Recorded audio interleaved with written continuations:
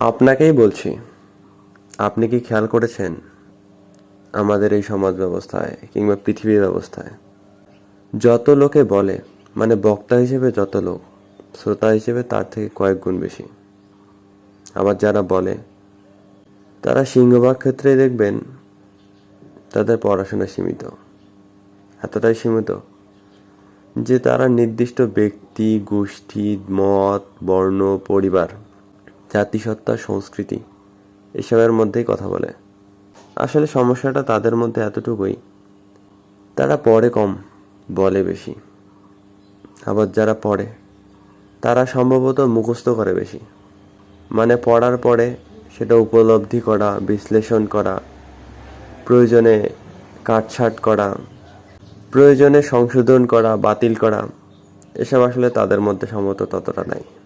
আর নাই বলেই আমাদের এই সমাজ ব্যবস্থায় বিশেষভাবে খেয়াল করবেন যে অন্ধ অনুকরণ, কিংবা যদি বলি মুখস্থবিদ্যার চর্চাটা না অনেক বেশি। সেই জন্য কোনো না কোনোভাবে এর একটা প্রভাব আমাদের ব্যক্তি জীবনেই পড়েই।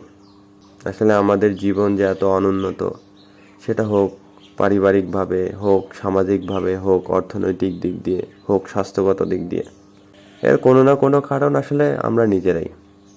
কারণ আমাদের আশেপাশে যা আছে, যা চলে, সিংহভাগ মানুষের বেলায় দেখবেন এর বাইরে তারা আসলে ভাবতে পারে না। মানে তাদের ভাবার ক্ষমতা নাই আর কি। হয় ভাবতে চায় না, না হয় ভাবার ক্ষমতা নাই। ফলাফল আশেপাশে যেমন জীবনযাপন চলছে, মোটামুটি সবারই তেমন জীবনযাপনই চলে। এখন আমাকে একটা জিনিস বলেন, আশেপাশের মানুষ যেভাবে জীবনযাপন করছে, যেভাবে চলছে, সেভাবে যদি আপনি চলেন, তাহলে আপনার জীবনে ব্যতিক্রম হবে কিভাবে? তাহলে আপনার জীবনে উন্নতি হবে কিভাবে?